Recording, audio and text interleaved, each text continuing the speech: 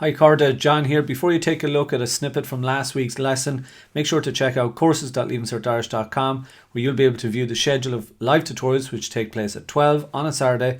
It's only €5 per class. You can view the recording if you missed the live class.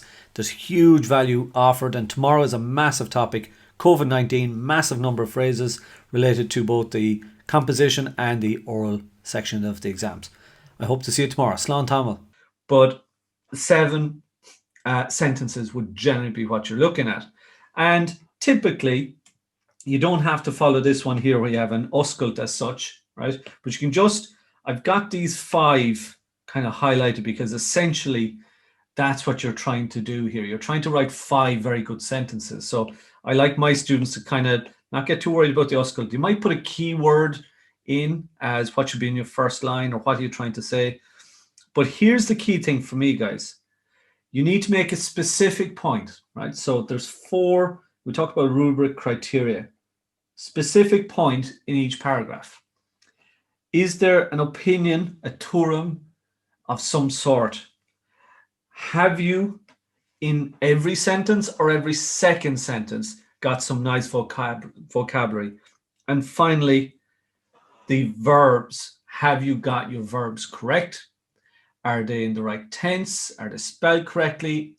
And most importantly, and as I'll be showing you in a little while, have you got a variety in your verbs? Have you avoided what we call gweig biog, just constantly going back to stuff you learned in primary school? So there's your 4 key criteria for each paragraph. Is there a specific point being made? Is there an opinion being expressed of some sort? Is there strong vocabulary? And are your verbs bang on? And that is, for me, the most important thing. So you could write in, talking about Ngwege, you can write in a shorter version of what you're going to write in the actual sentence. So if we take any one of these paragraphs, let's say paragraph 3, Alta 3, talking about Skulna, we could say, or the specific point normally is in the first sentence, right? It doesn't have to be, but it generally is. Or sometimes the hard-hitting statement or analysis might be the final sentence.